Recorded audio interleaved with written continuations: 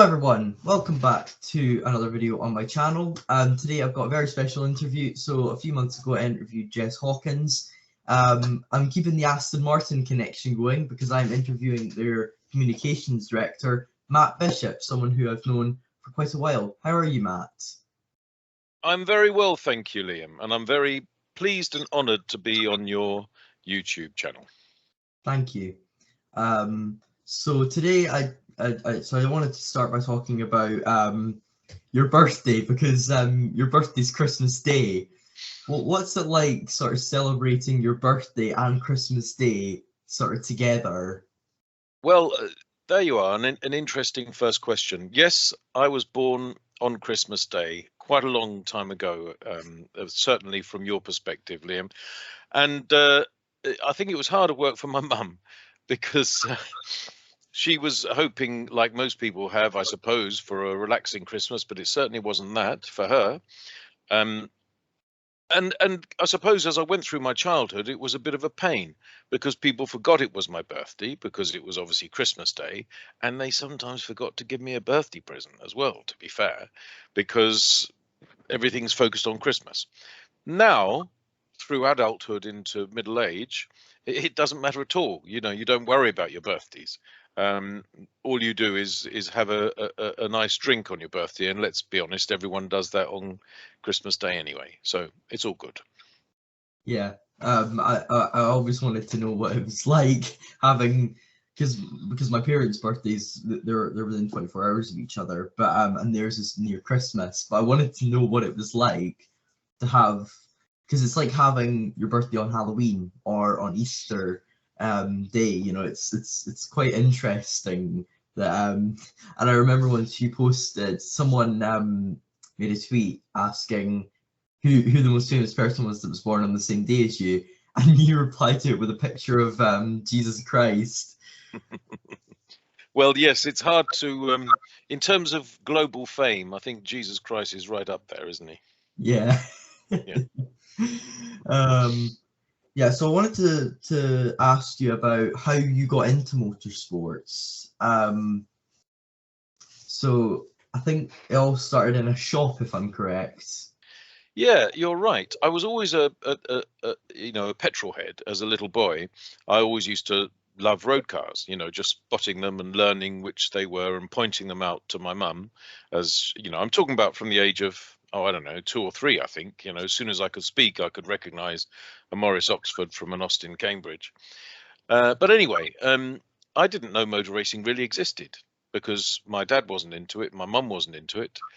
And you have to remember, it wasn't the extraordinarily popular a sport that it is now, particularly Formula One. Even Formula One wasn't the very popular sport that it is now. We revere the likes of Jim Clark, obviously from your homeland, Scotland, who was the dominant driver of the 60s, but he wasn't a household name in the same way as Nigel Mansell went on to be, and Lewis Hamilton, of course.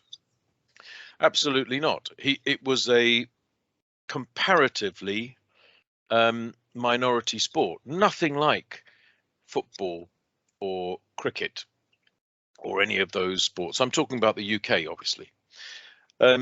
Anyway, so you'll have to remember that the British Grand Prix was on television, but perhaps not all of it, and perhaps not live, and sometimes Monaco and sometimes Monza. But you know, the Dutch Grand Prix, the French Grand Prix, the German Grand Prix, they were never even on television in the UK. And they weren't reported on the news, that Sunday evening's news roundup on television either. So if you wanted to find out who had won, you know, the 1970 South African Grand Prix, obviously Jack Brabham, as you know. Yeah. I know you're an encyclopedia, young man. I know you are. Anyway, if you wanted to find that out, you wouldn't even get the result necessarily in the next day's papers. You might get a tiny little bit of, you know, in 4-point or in 6-point with the croquet and the bowls and the fives and the real tennis. You might get a little nib, what we journalists call nib, news in brief, but you wouldn't get a full report.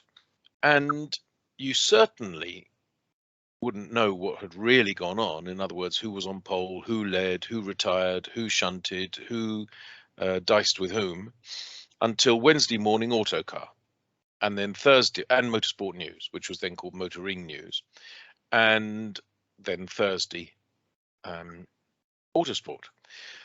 And these were huge, long reports written by people who ended up becoming friends, like Peter Windsor, autocar, Alan Henry, motoring news, Nigel Roebuck, autosport. And of course, Alan Henry's no longer with us, sadly, but Peter Windsor and Nigel Roebuck are now dear friends of mine, and it would have been extraordinary to the 12-year-old me to know that they would become good friends of mine as I grew into adulthood, but so they have. So anyway, go back to your exact question. That's the background to why you can know an awful lot about cars as a little kid in the 70s or late 60s and early 70s, and not know anything about Formula One. But I was walking into my local newsagent's shop to pick up my pocket money magazine, which was Shoot, which was a football magazine for kids, and I loved football. And then I saw this magazine called Autosport on the counter, and it had a car like I'd never seen anything like before. It wasn't an Austin Cambridge. It wasn't a Morris Oxford. I now know that it was Jackie Stewart in a Tyrrell. I think we're talking about 1972 now, so I'd have been coming up 10, 9, coming up 10. And I saw this car and I thought it looked just fantastic. Blue Tyrrell on the front cover of Autosport. And I said to the newsagent, can I please swap that, have that instead of Shoot? He said, of course you can, son. So I had that. I think it was about 10 pence. We used to translate back to pre-decimalisation in those days, because that had only happened in 1971. So it was 2 shillings, 2 bobs, but 10 pence. Obviously, it's a lot more than that. Anyway, that was the beginning of it. I began to read Autosport, and I was hooked. And I thought, this is the sport for me. And on the topic of childhood, so you didn't do particularly well in school, if I recall correctly, and you actually ended up working in a betting shop. So I'll tell you how that happened. So I was all right at school. I was, did quite well in my lessons, but then and I did very well in my O levels. That's what's now GCSE, 16-year-old exams. But then I gave up. I don't know why I gave up, and I don't recommend it to anyone. It was stupid of me. I was immature. I was, and so you must not do the same, Liam. You must study and study and study. Yes, and anyone else listening must do the same. Do as I say, not as I did. So I didn't do my A-levels very well, and you're quite right. I flunked out of school without having done well in my A-levels, and therefore didn't go to university at that time. I did a little bit later, but not particularly with great success or seriousness, because I was working by then. So yeah, I did my first jobs.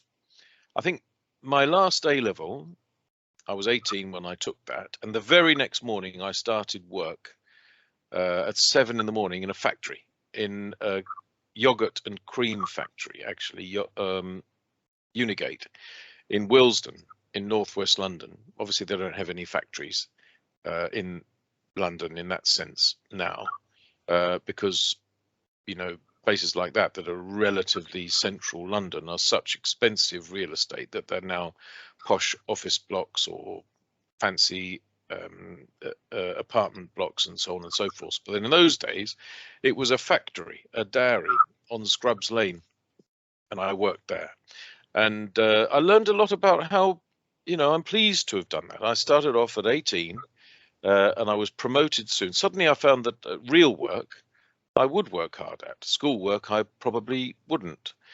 And I was promoted to be, it's a very old-fashioned job title now, isn't it? A charge hand.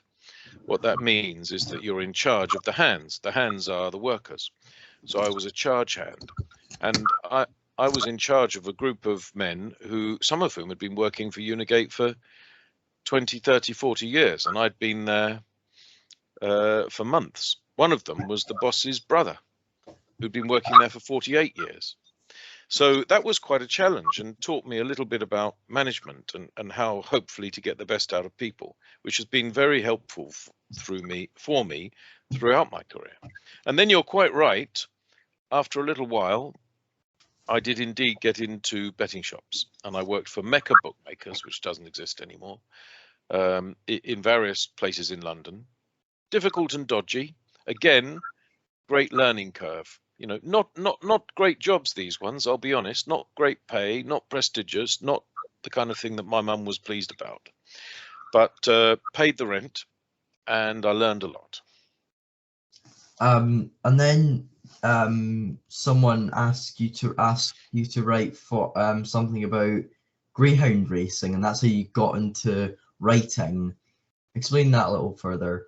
So that was when I was working in betting shops, yes, and there's a guy called Jim Kremin, who you can follow on Twitter, and still is a journalist all these years later, writing about greyhound racing, which was a huge sport in those days, you have to remember, but now has lost popularity just because of the changing cultures of the world and obviously the UK. You have to remember, in London, there was greyhound racing every evening somewhere. And Wembley Stadium, the same Wembley Stadium that hosted FA Cup finals and World Cup finals, around the outside there was a galloping track for greyhounds, about 480, 490 meters, I seem to remember. And, you know, whereas 90,000 people watch England play there, a few hundred would watch on a Monday night, Wednesday night and Friday night, would watch the greyhounds run. But there was also, you know, not just Wembley, but there was also Haringey, Wimbledon, Walthamstow, Hackney, Crayford, Romford, White City, probably forgetting others. All of these in London alone, and there was others in England and Scotland as well. There are still a very few left, but very few. Anyway, it was huge then. It was something that people went to the dogs, and that's what it meant. Are you going to the dogs tonight? Yeah, I'm going to the dogs tonight. See you at Wembley. Anyway, I worked at Wembley for a little while, just cash in hand, a little bit of extra work for some of the rails bookies then. And I bumped into or got to know a man called Jim Kremin, who wrote for the Racing Post greyhound reports, but also a column called Shop Talk, which was about betting shops. And he and I got talking, and in the end he asked me to write something. He said, you can talk, you've got the gift of the gab, so perhaps you can write. And perhaps he was right. And I owe him more than I've ever really been able to tell him, because I've never met him since. But if he sees this, thank you, Jim. Many, many years ago, you may not remember, but I do remember you giving a young man a bit of a helping hand. And I've tried to do that myself in my small way. And that's how you got into racing, how you got into writing. So how did you transition from writing about greyhounds to writing about motorsport, and especially Formula One? So particularly in those days, sub-editing was a very important part of journalism. It's slightly less so now for reasons too complicated and lengthy to go into, but without me sounding like an old curmudgeon, perhaps some of the focus on careful grammar and syntax and style has been sacrificed on the altar of speed, simply because nowadays, obviously, journalism has to be fast above all, because you know it's about social media, it's about tweets, it's about websites, it's about blogs, and you know, if you've got the news, you've got to be out there first with it. That's almost as important as the quality of the reporting. I hope I don't get a million people piling on saying you're slagging off current journalists, because I'm really not. I'm hugely admiring of many current journalists who have to cope with the need to be accurate and fast at the same time, which is something that by and large I didn't have to be. You know, I had to try and make my copy elegant and accurate where possible. It didn't have to be fast. I mean, you will end up talking about this probably, but I ended up working on weeklies and monthlies. You know, you can weigh your words. Anyway, so going back to your question, I became a sub-editor because I realized that I was quite an accurate practitioner and wordsmith, and I was quite good at polishing other people's copy to make it even better perhaps than it was when it had left their typewriter. You notice I say typewriter there, not PC. And just making sure that the grammar and the syntax and the style was smooth and the fact checking was spot on. I became good at that. And I suppose once you can do that in any form of newspaper or magazine, then really the world's the oyster in where you want to take that skill, or it was then. So although I was kind of doing subbing shifts on various, you know, local newspapers and things like that, what I really wanted to do was get into car and motor racing journalism.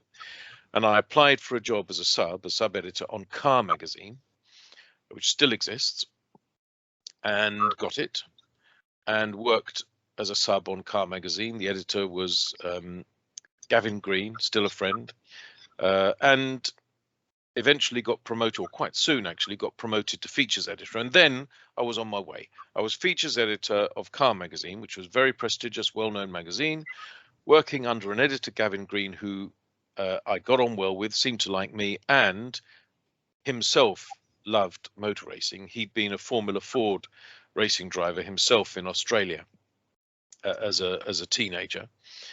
And I began to say, come on, let's put a bit more Formula One into Car magazine. He said, yeah, okay, let's do that. So Nigel Roebuck began to write a monthly column, and then we got him to write a few other features. And then I began to write a few features and interview a few drivers. And some of the drivers who were racing at that time and who now are friends, such as, you know, Martin Brundle and Damon Hill, I first got to know them when I was interviewing them for Car magazine in the early 90s. So it was a great grounding. And I've been an extremely lucky boy all the way through my career. I've been an extremely lucky boy. And I was very lucky to meet Jim Kremin, and I was very lucky to get that job on Car magazine. And I've been very lucky ever since. And then, so you started to work for Car magazine. Then you started to work, I don't know if you founded it or not, but you started to work for what is now known as GP Racing magazine, but back then known as F1 Racing magazine. Talk a bit about how big you actually managed to make it, because it became the biggest F1 publication in the world. It was another bit of great luck, because I was on Car magazine, and Car magazine at that point was, you know, the most prestigious car magazine probably in the world, certainly in the UK.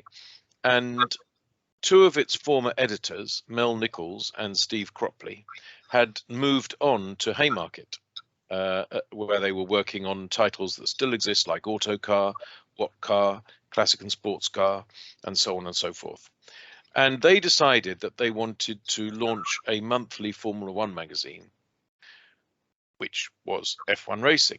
And they launched it in early 1996, and with a fledgling skeleton staff from ex Autosport staffers on secondment, led by Mike Hurd, Robin Hurd's son, incidentally, who had been deputy editor of Autosport and then moved on to being the kind of launch editor of F1 Racing, but he didn't want to stay very long, and in fact he left and went to join the Guardian. I don't know what he's doing now, but he ended up going to work on the Guardian. He didn't want to work in motorsport full time. I mean, he'd been brought up to it because of his father, but he had broader interests. So they then were looking for, Mel Nichols and Steve Cropley were looking for a full-time editor to come. And of course, they knew me. They knew me because I was on the magazine that they had both edited in the past. car magazine, and one meets one's fellow journalists, even from different titles. If you're a Formula One journalist, you meet each other or one another at Grand Prix. And if you're a road car journalist, you meet each other or one another at launches, new car launches, typically. So I got to know them a little bit. And when they knew that I was a journalist, features editor working for Car Magazine, they also knew that I had a passion and love and knowledge of Formula One. So they asked me to come and talk to them about F1 racing. And when they offered me the job, I said yes. And I was very lucky. F1 racing had been going for about 6 months at that point. Not selling in high numbers, but beginning to show that it was carving out a niche for itself. But I thought there was a way we could grow it, push it, and make it more successful. Working again, obviously not on my own, but working with a great staff, some of whom I then went on to hire.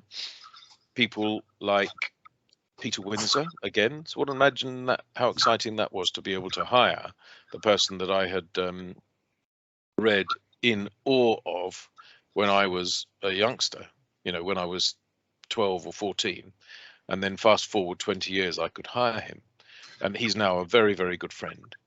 And Tom Clarkson, who of course is very successful journalist and broadcaster in Formula One now, many others, and including some of the established names at the time as well. Obviously, Peter Windsor being one, but yes, we commissioned Nigel Roebuck, Maurice Hamilton, the late Alan Henry, David Tremaine, the late Christopher Hilton, many, and also hired young people.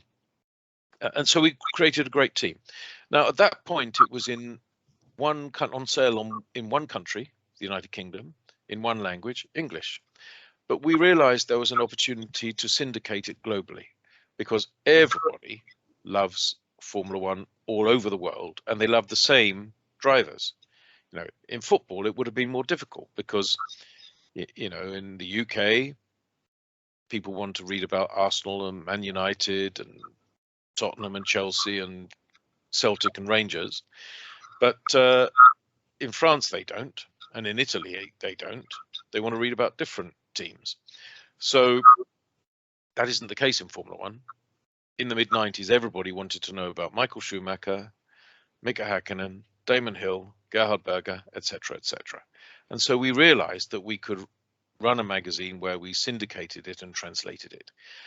By the time I left, which was at the very end of 2007, to join McLaren on the 1st of January 2008, by the time I left, the magazine that I joined, that was on sale in one country in one language, was on sale in 110 countries in 34 languages. And that was a great success story. And I loved every minute of it. And I worked with some brilliant people who helped me make that happen. Some of whom are still great friends, and some of whom are no longer with us, but that's life. And of course, I haven't even mentioned yet, of course, most people talk about this, but of course you're part of the LGBT community. And I think that there was a story that you said on Twitter once about how different the F1 paddock is now to what it was 30 years ago. You said that 30 years ago, when you entered the F1 paddock, a driver called you a slur, and now you're a communications officer for one of the Formula One teams. Does that show how completely different Formula One is now to what it was like 30 years ago with its culture? I think so. To be fair, yes, I would never reveal the name of the person who called me a bad name, a homophobic slur, as you say.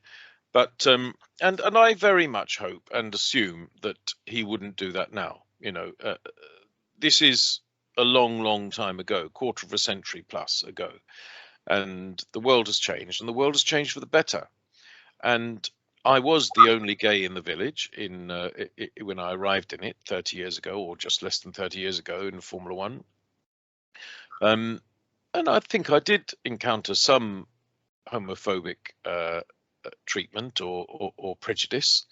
Some of it a small amount of it in front of me and probably a much larger amount of it behind my back, because that's always the way of those things.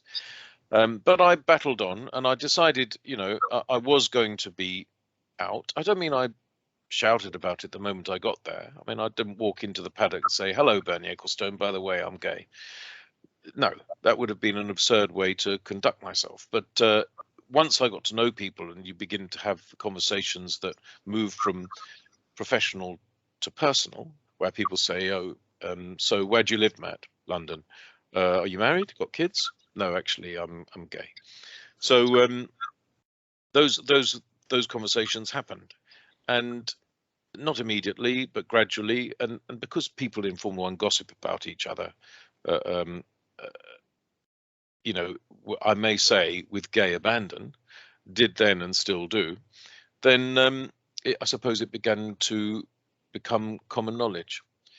Now, fast forward, there's still not very many LGBTQ plus people in motorsport in general, but there are some, and I'm no longer the only gay in the village. But most of them are, journalists or in marketing, if you like, those ancillary supportive positions. And those of them that there are who are centrally involved in the running of teams, I mean, I'm probably one of the only ones who that would apply to now, even now. And among mechanics and engineers, there are closeted, secretive gay men and a few lesbians, some of them beginning to come out, which is an excellent thing. And it's one of the things that Racing Pride, which I am an ambassador of and was involved with from the start when we founded it in 2019 in association with the LGBTQ plus charity Stonewall. It's one of the things that Racing Pride focuses on, trying to help people come out if they want to. You can't force them or even encourage them, really, but just tell them that they are able to, and assist them if they want to. And those have been very nice when those things have happened, when people have been mostly men, of course, because Formula One is mostly a male sport. But so you're talking about mechanics or engineers who had been secretive and then finally decide to come out and find that they can relax and breathe a big sigh of relief, and that the colleagues whom they had feared would ostracize them actually welcome them and congratulate them. And they end up being happier in their work. And guess what? If they're happier in their work, they work better and they make faster cars. So what is the point of Racing Pride? Racing Pride helps Formula One teams to make their cars go faster. That's what it does. And it also helps. You mentioned mechanics, engineers, also drivers as well. People like Charlie Martin and Richard Morris and your friend Richard Morris. I should have named, because obviously Richard Morris is one of the founders of Racing Pride. Brilliant guy who's done brilliant work and continues to do so. Sorry, Liam, I just wanted to make that point. Yeah. People like I said, Richard Morris, Charlie Martin, of course, Jess Hawkins, Abby Eaton, Sarah Moore. I could keep going, but it shows how different it was, because obviously there aren't any Formula One drivers, as far as I know, that are part of the LGBTQ community. But there's only ever been 3 in F1 history. Mike Beutler, Leila Lombardi, and Mario Cabral.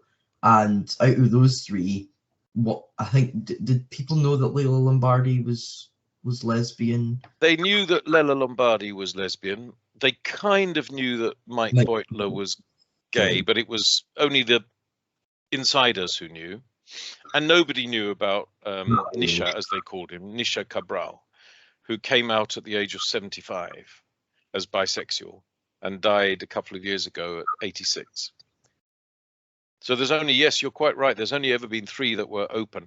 And as you also say, the current crop of Formula One drivers, as far as we know, are all heterosexual. I believe that to be the case. That's certainly how they present themselves, all of them. And at some point, perhaps there will be a young driver, perhaps there is already, somebody who's 15 or 16 or 17 and working their way up, who is LGBTQ plus, and if that person, if it's I'm talking about men at the moment because obviously women in Formula One is a possibility, but it's a difficult one, and it's what W Series, which I worked in as well, seeks to help bring about. But if a young man who is currently closeted and LGBTQ plus, perhaps in the feeder formulae, moves through to Formula One at some point in the next few years, be it 2 years or 4 years or 6 years, if he were to be successful and come out, I think he need not be nervous about doing the latter. It would make him an absolute global megastar. Imagine if someone was racing and winning for Ferrari or Mercedes or Aston Martin and said, here I am on the podium, and then he walked down and gave his boyfriend a kiss and said, there you are. I'm so pleased to be able to do that for my team, for my sponsors, for my fans, but also for anyone who is LGBTQ plus, who is watching or is a fan or is a young driver or who aspires to be a successful sports star. This one's for you. How powerful would that be? Very. And you mentioned McLaren and W Series. So this is when I wanted to ask you just a miscellaneous question, not relating to Formula One. And I asked to suggest, obviously, who's the most famous person you've ever met? Well, if you include Formula One people, I suppose it has to be Lewis Hamilton because he's so famous. If you don't include Formula One people, then I haven't prepared for this, but I have actually met some famous people that some of whom mostly, I mean, Formula One's given me everything. Formula One's given me everything. So the famous people I've met have been people who have come to Formula One races, you know. So I have rubbed shoulders with, no, that's exaggerating, who I have encountered as a result of their being involved in Formula One. So, you know, I have met Will Smith, the Hollywood actor. You know, he would not remember that he'd met me, but I have met him and talked to him. I have met the second man to walk on the moon, Buzz Aldrin. I have met various people in my time. I've met Sachin Tendulkar. Now, he's arguably the greatest cricketer in the history of Indian cricket. Now, you might not think he's very famous, but don't forget, more than 1 billion people worship him in India. And he was, yes, he was an absolute icon, still is. So various people, I suppose, I've met, but really only through Formula One. Only through Formula One. And but the most famous person I know, of course, is Lewis Hamilton, who I worked with for 5 years at McLaren, and many other drivers still. But Lewis is more famous than any of them, isn't he? You also met Muhammad Ali. That's why I was doing this, because you met Muhammad Ali, didn't you? No, I never met Muhammad Ali. Oh! I thought you said you met Muhammad Ali. Who was I thinking of that you met? Was it? I don't remember, but I never met Muhammad Ali. No, I don't know who that was. Either you're confusing me with somebody else who met Muhammad Ali, or no, I definitely never met Muhammad Ali. No, I didn't. I would have loved to. A great guy, obviously, well, great guy, a wonderful hero, both in the boxing ring and outside.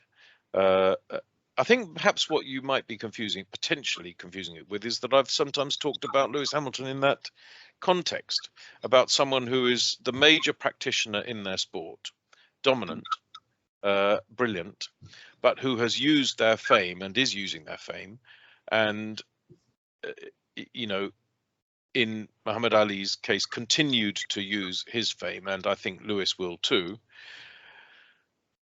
in the interests of trying to defeat racism, particularly, and also make the world a better place in a more general sense. So yeah, then you moved to McLaren. You worked during the 2008 season all the way until the end of midway through 2017, and then you took sabbatical. What was it like working with people like Jenson Button and Lewis Hamilton and Ron Dennis and someone who wrote a book recently that said very good things about you, Kevin Magnussen? So I've been very lucky. I keep saying that, but it's true. Let's start with Ron, because he's a one-off. You know, Ron Dennis, a bit of a Marmite character, crazy genius. If he hears this, I'm sure he won't, because he isn't someone who watches, you know, YouTube channels and blogs and websites, and he's not on social media. But if he were to watch and hear what I'm saying, I hope he wouldn't mind. Crazy genius. Genius is a very, very, very powerful word, and he is a genius. He has brought things to Formula One and had success at a higher level than almost anyone else. You know, he, as team principal, he won more races, or as team principal or chief executive or chairman of McLaren, he won more races than, you know, Enzo Ferrari, Colin Chapman, some people who you would rank as the greatest team bosses in motor racing history. And he did that, you know, humble origins. He was a mechanic.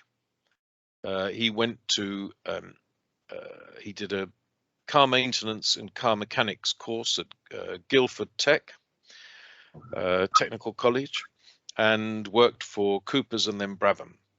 And at that point, you know, he was a proficient, hardworking mechanic. But the idea that he would become this mega successful multi-gazillionaire it would have been unlikely and probably unbelievable to those who were working with him, even though he was talented and hardworking as a mechanic. And McLaren is still the house that Ron built, you know, and I have lots of friends there, and I wish it well. Obviously, I work for a rival team, Aston Martin, but I still have a soft spot for McLaren, because if you've worked and given so much effort to a team, then that's natural. And I have friends there. Of course, I want Aston Martin to beat them. So that's Ron, an extraordinary person, sometimes maddening, often hugely inspirational, and incredibly loyal.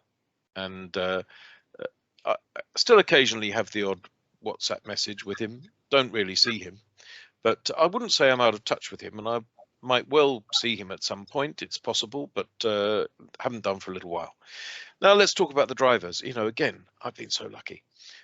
I've worked with 4 world champions, 4 Formula One world champions, closely, intimately, really carefully working with them. And obviously I work with one of those 4 now, which is Sebastian Vettel. Robert Fernando.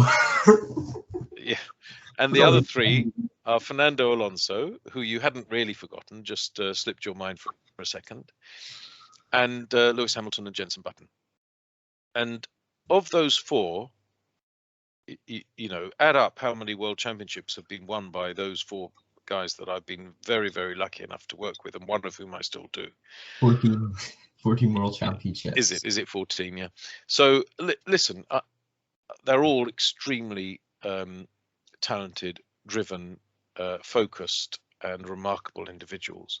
I mean, Lewis Hamilton is, you know, extraordinary driver on track and off track. I always used to say, until very recently, I always used to say there were 3 drivers at the top of the tree in the history of the sport that I couldn't really separate. And I meant Fangio, Juan Manuel Fangio in the 50s, Jim Clark, obviously from your neck of the woods, Scotland, in the 60s, and Ayrton Senna in the 80s and 90s. And I think it was, I always used to answer that question by saying those 3. Those 3 stand on the podium, head and shoulders, just that little bit ahead of all the other excellent drivers, obviously, before people pile on. Obviously, Michael Schumacher, obviously, Jackie Stewart, also from your neck of the woods, obviously, Alan Prost, obviously, various others. And then there's all the pre-war people who I don't count because they're not Formula One. Nuvolari, Caracciola, Rosemeyer, etc., etc. So it's a ever fascinating subject trying to pick out the all-time greats. But I think Lewis now joins those 3 on a 4-man podium. You can't argue with his record.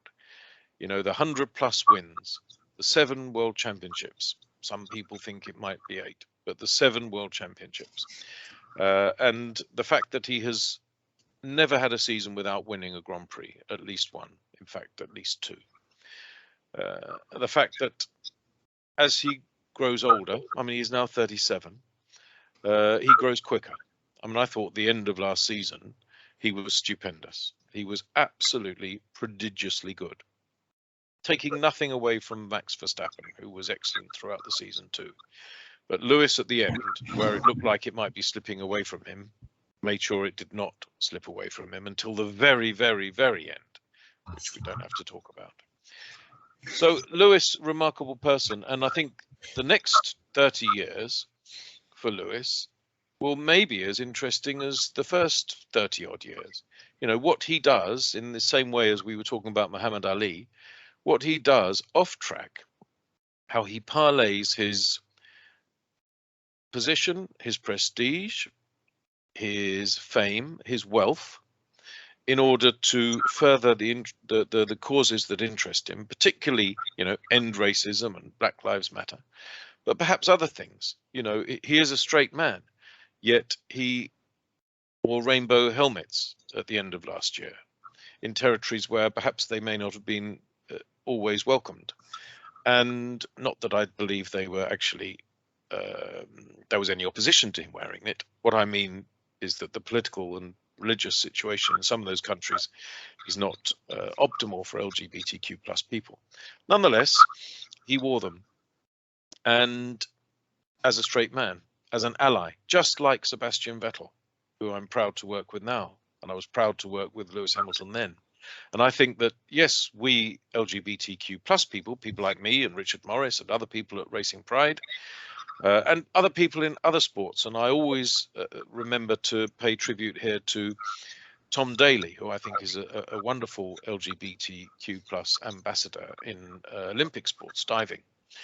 But just as important, perhaps even more important, are the heterosexual allies, like Lewis and like Seb, who as straight people say, no, we would like to stand up and be counted and say that we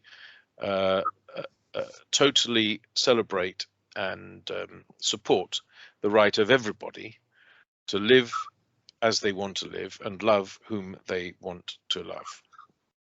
And Lewis did that. And just occasionally, it's happened, very rare, just occasionally he retweets one of my tweets on that subject, which suddenly takes my tweets to an audience of 6 million, which is a great thing, isn't it?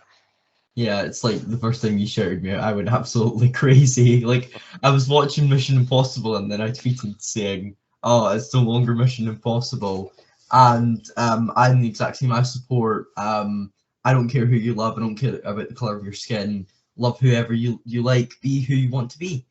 So then I wanted to talk about W Series, how you got into W Series, and how you ended up ghostwriting Emerson Fittipaldi's autobiography. So we'll kick off with the MO book because that was chronologically before. What happened there was that I was at McLaren and it was 2014. Well, actually, we started the project in 2013, but I knew that 2014 would be the 40-year anniversary of McLaren's first World Championship, which was 1974. McLaren's first and Emerson Fittipaldi's second, because he'd also won the championship 2 years prior in 1972 with Lotus. But it was McLaren's first. And we were thinking, along with various colleagues, people, two of whom I still work with now at Aston Martin, and I mean Steve Cooper and Rob Bloom, two wonderful people that I now work with also at Aston Martin, but I worked with then. I hired them both to McLaren, and they're now at Aston Martin with me. And we were working out what to do. And one of the things we thought we might do is a book, which I could write, ghostwrite with Emerson Fittipaldi, and we could launch at Monza in 2014, which was the race that was most closest in date to the 1974 US Grand Prix at Watkins Glen, which was where and when Emerson won the title, and it was down to the wire. Him in McLaren, Clay Regazzoni in Ferrari, and which people often forget, Jody Scheckter in the Tyrrell had an outside chance. Because that's the thing. I'm in the process of making a Niki Lauda video, and I remember I was looking at the fight. I was looking at what the championship standings were like with 2 rounds left, and there were still 5 drivers that could have won the championship. Ronnie, Yes. Nicky, not Carlos. Unfortunately, not Carlos. Clay, Jody, and Emerson all could have won it. That was one of F1's best seasons, 1974. Great season. And Yeah.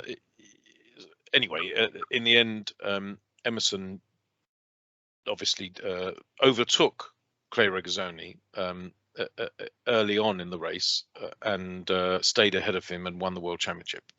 So we decided to do a book.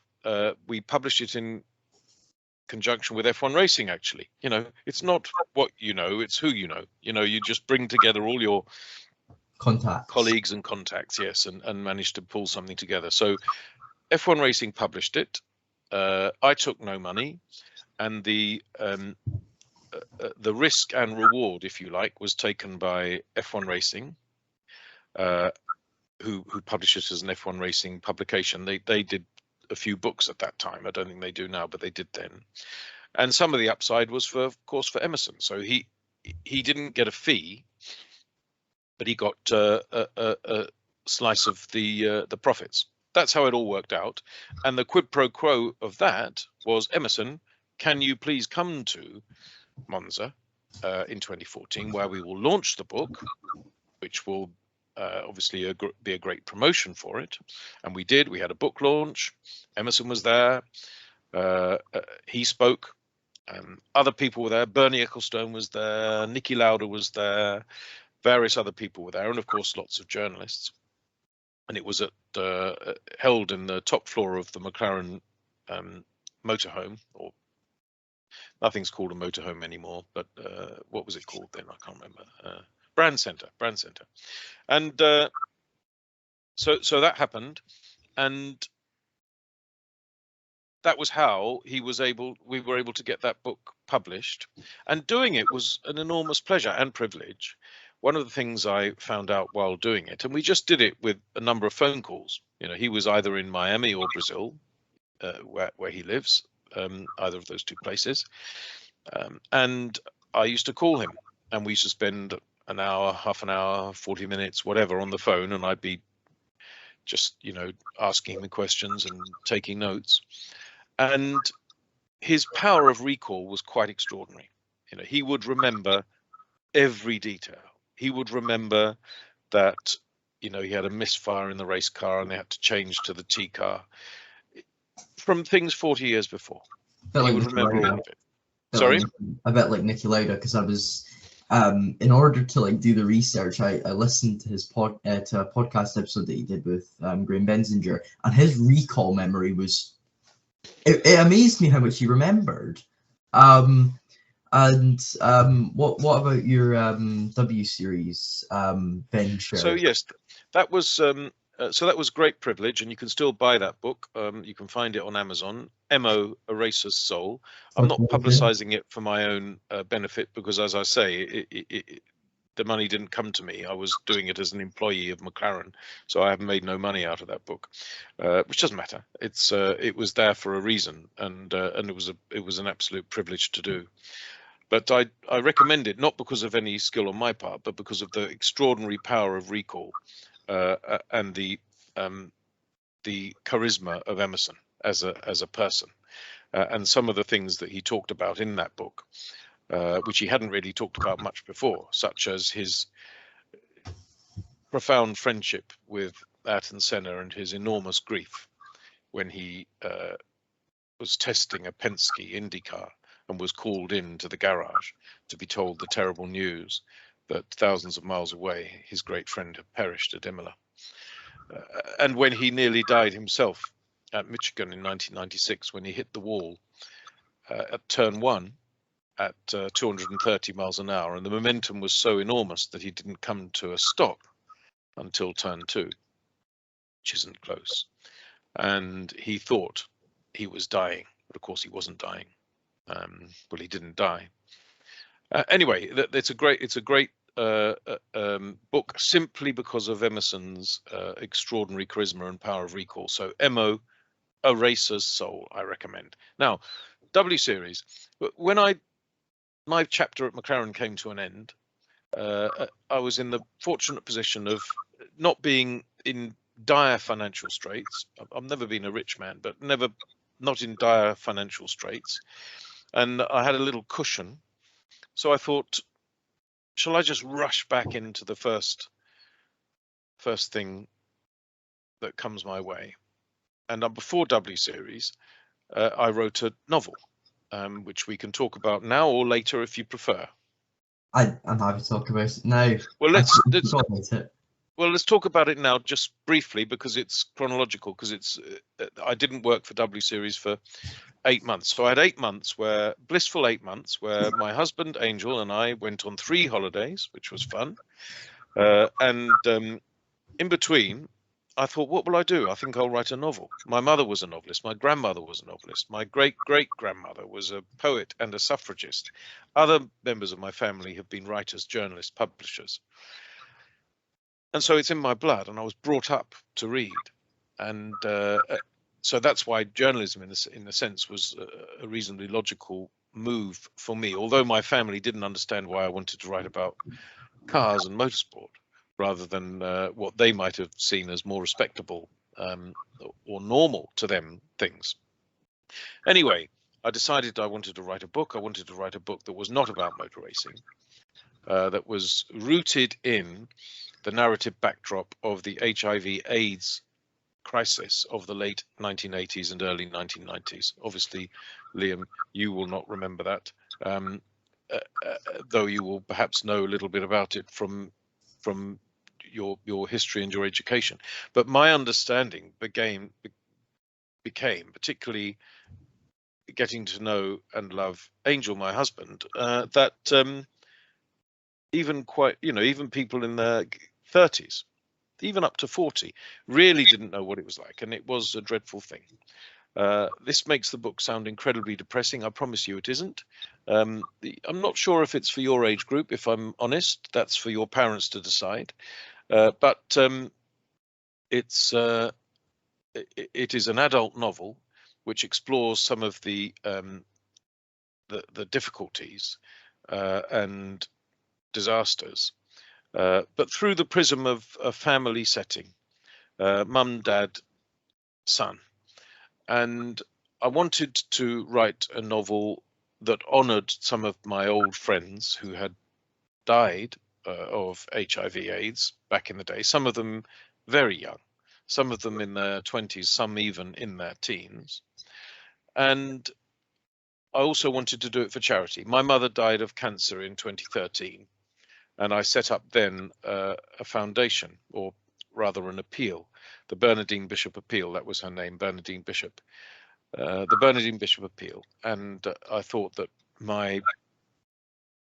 we could do something in her honor, in conjunction with a charity that's now called Young Lives versus Cancer. It's very obvious what that's about, and was then called Crick Sargent. But Young Lives versus Cancer does wonderful work for young people with cancer, and indeed their families, because what could be more traumatic than a young person to have cancer? What could be more traumatic, not just for them, but for their mum and dad and their brothers and their sisters and so on and so forth. So that's the charity. And so it's another book I've written that I don't get a penny from. One day I must write a book that I actually earn some money from, but so far hasn't happened. This one is all for charity. It's called The Boy Made the Difference. Again, available in Kindle or paperback on Amazon and other booksellers too, Book Depository and even bookshops. You can order it, of course. So, and it's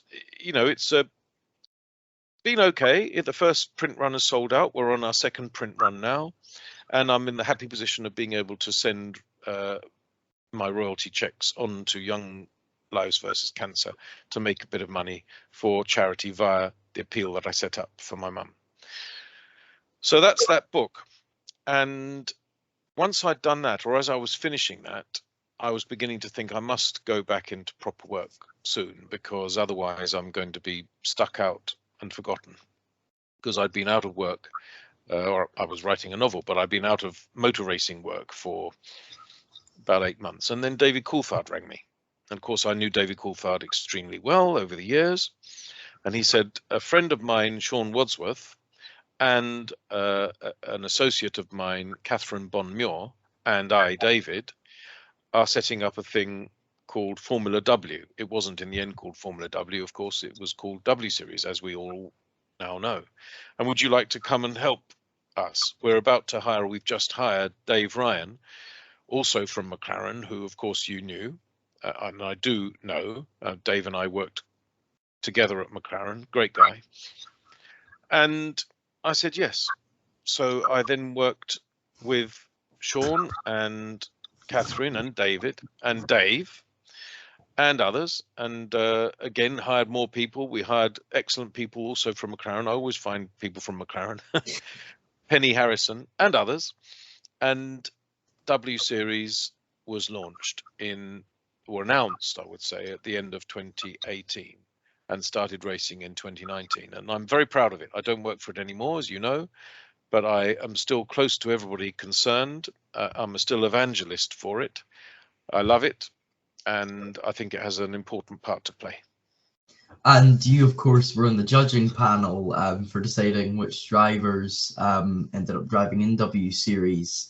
And of course, you've built some very good relationships with some of the drivers. Of course, that's how I managed to interview Jess Hawkins. And you know, there's a massive Brit pack that you know a few people from.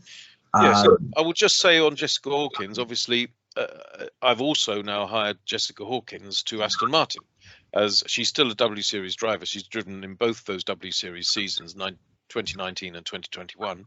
But I also hired her to Aston Martin as a driver ambassador, and where she does brilliant work with our sponsors, also media work, such as being interviewed by you and many other people, and also is increasingly becoming involved, you know, with our engineering function, because we want her to help us, but we also want to help her.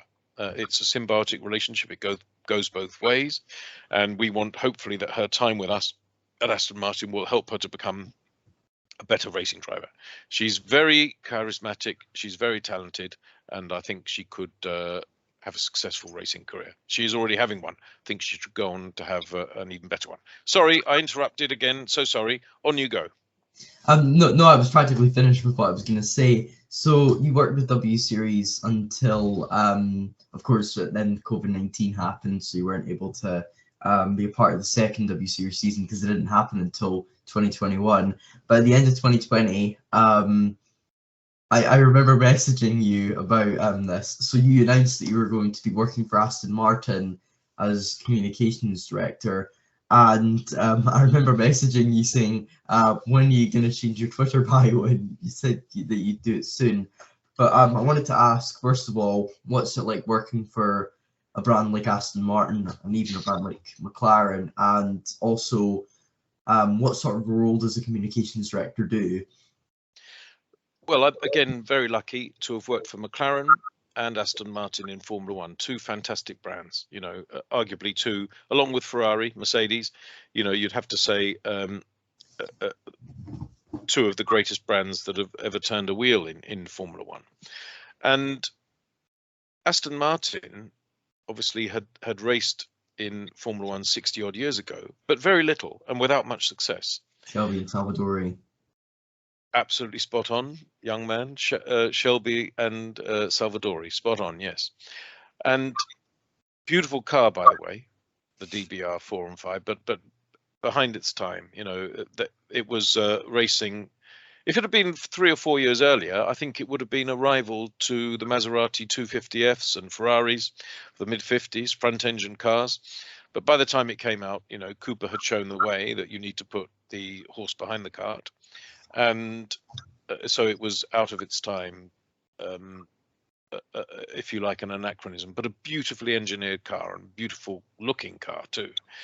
Anyway, fast forward 60 years, Lawrence Stroll wanted to bring Aston Martin back into Formula One, and in so doing, he bought the Racing Point team and decided to hire some people to, I suppose, help that process that he was absolutely adamant that he wanted to do, and still is, which is to take Racing Point from where it was, you know, a plucky midfielder, to where Aston Martin needs to be in keeping with the prestige of its brand, which is at the very top. Now, we know we're not going to do that immediately. We didn't have a great year last year for various reasons, not unconnected with the new FIA regulations, which made it more difficult for low rake aero cars such as ours and Mercedes. Of course, Mercedes did recover well, and we recovered a bit, but not as well as Mercedes, obviously. But anyway, here we are in year 2 of our 5-year plan. We're still not predicting enormous things for this year, because it's always stupid to do that, to be, over-promise. And anyway, we've said we're doing a 5-year plan, and we're only into year 2 of it. And anyway, this year is a completely new formula, new aero, with obviously a lot of underfloor ground effect aero, and also brand new wheels, 18-inch wheels, which require completely different tire technology. So there's a huge learning curve for every one of the teams, and who knows who's going to make the best fist of that. We obviously hope we're going to be up there, but we're making no promises. But we will get there in the end. And Lawrence is one of the most prodigiously ambitious people I've ever met. When I had my interviews, plural, in London for this job, one in his office in St James's and one in his house in Mayfair, Belgravia, it became so clear that this man wants to win. Will stop at nothing to win. Will win. But I don't mean stop at nothing to win. What I mean is that he will move heaven and earth to win. And that included hiring people. And he wanted me to join as comms director or chief comms officer, which is actually my job title precisely. And in many ways, it's the same job or similar job as I did at McLaren. Basically, what do? You story tell. You make sure that not only on your own channels, so that's the team's website, social media channels, that we have the best people to do storytelling on that. And by the way, Rob Bloom in both cases, Rob Bloom at McLaren and Rob Bloom now at Aston Martin, supported by Steve Cooper at McLaren, and yes, Steve Cooper again now at Aston Martin, and many others, too numerous to mention. Brilliant people. Well, I will mention 2 more. I'll mention Will Hings and Joanne Revel, brilliant people who work closely with me on comms. And what is comms? It's storytelling, so proactively storytelling on your own platforms. It's also talking to journalists and saying, if you would like to write about us, perhaps you'd like to interview Sebastian Vettel, perhaps you'd like to interview Lance Stroll, perhaps you'd like to interview Jessica Hawkins, Lawrence Stroll, etc., etc.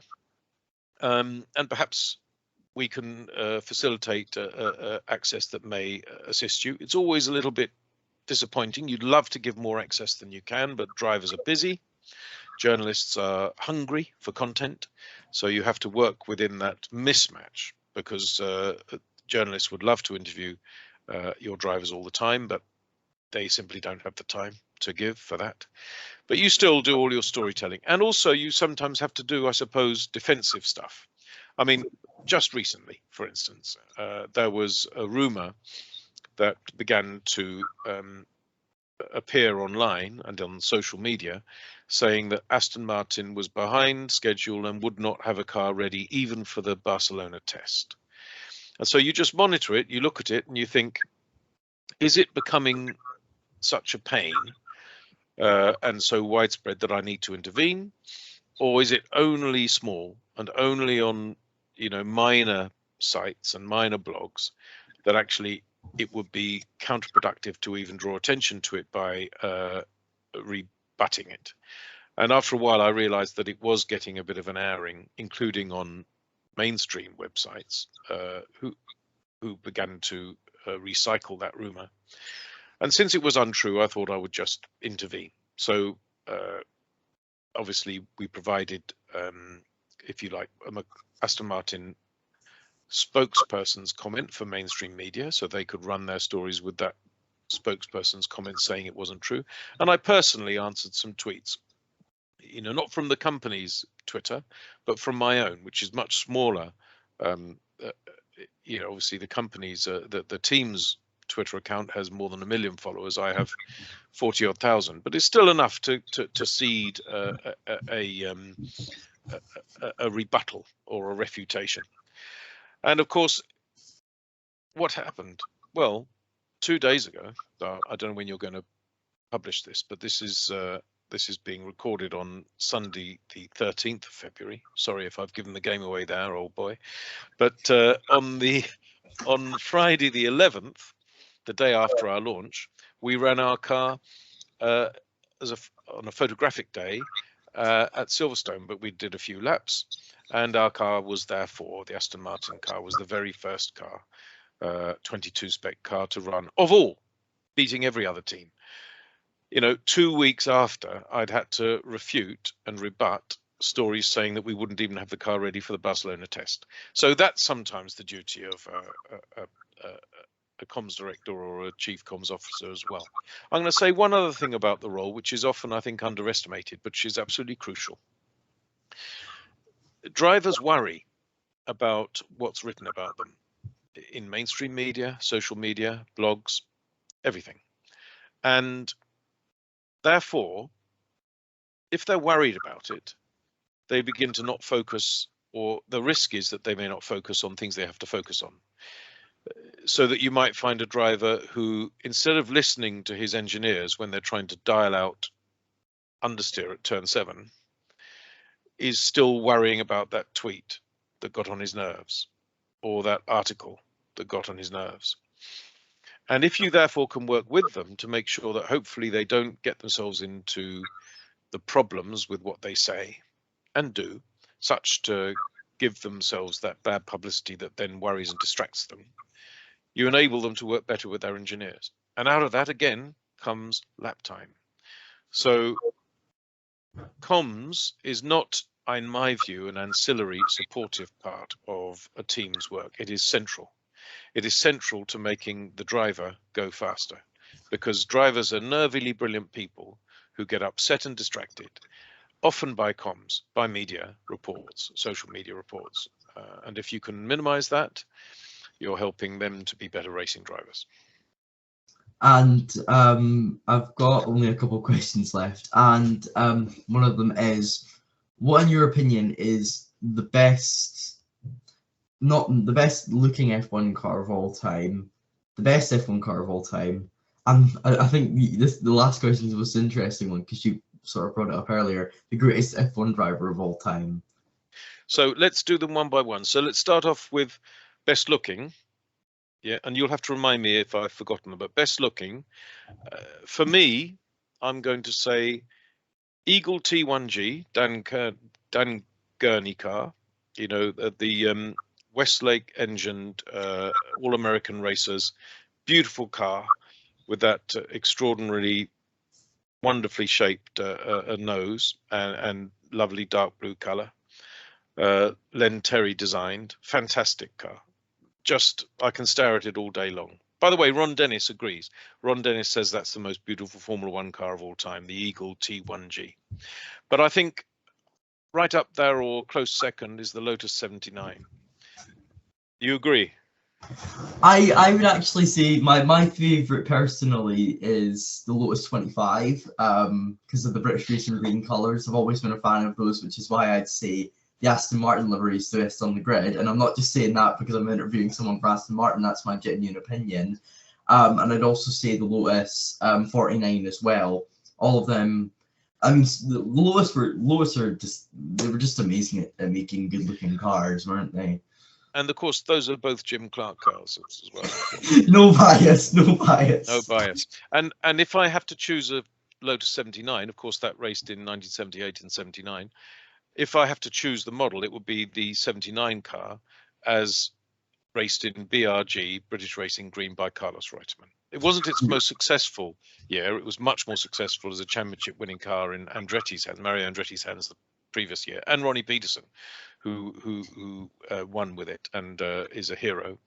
But in terms of the beauty of the Lotus 79, I would say, early season where Carlos Reutemann did brilliant things with it.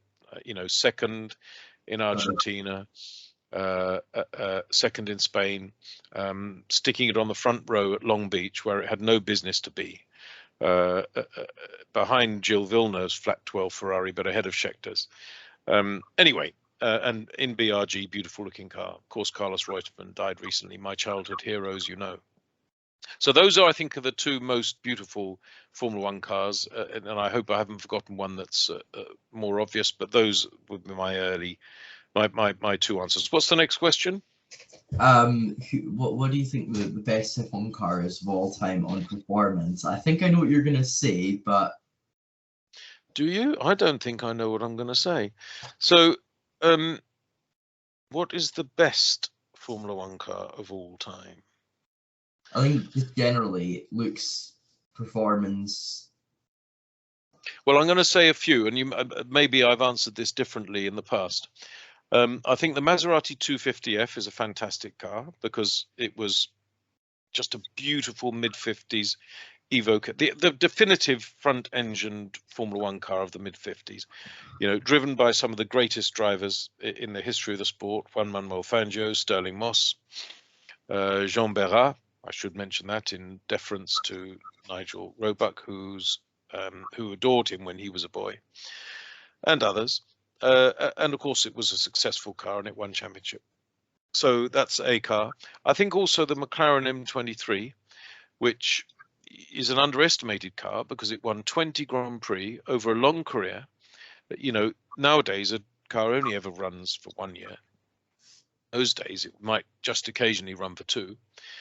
But the McLaren M23 began, I think it made its Formula One debut in '73 and was still raced, albeit by privateers, in '78, and was winning.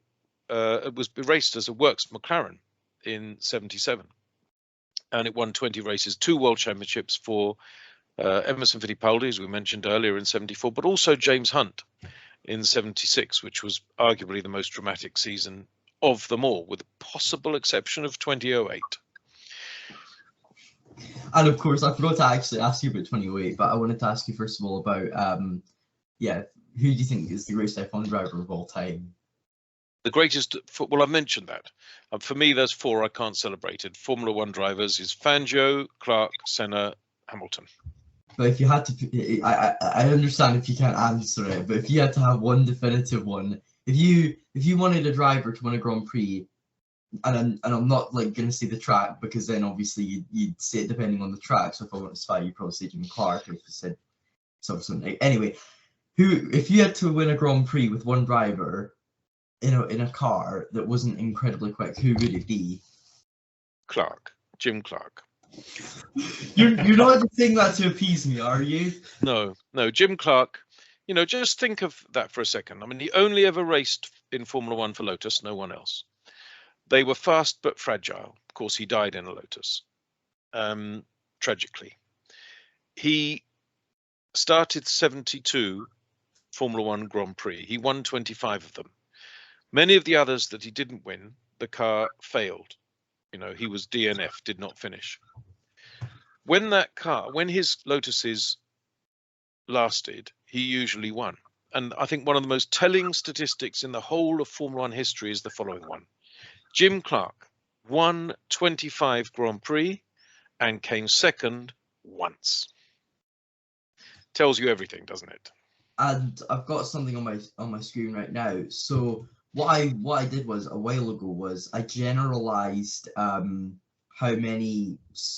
Basically what I did was I put the amount of Grand Prix that there were each year, and I turned them into how many DNFs he would have if he raced in 22 races, and he would have 49 DNFs in about 140 starts. So there you are. Tells you all you need to know, really. Yes. And I was gonna, you were on the Race to Perfection. This is, I think, my last question.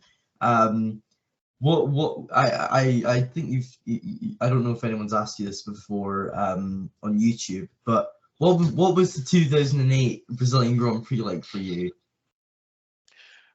Still the most exciting moment of my life, really, professionally. You know, you have to remember, I joined a McLaren team that had been to hell and back. The year before, 2007, McLaren had been fined $100 million for illicit possession of Ferrari IP in 780 pages, very famously the Spygate scandal. And then what happened? Yes, the following year, after that absolute trauma, we won.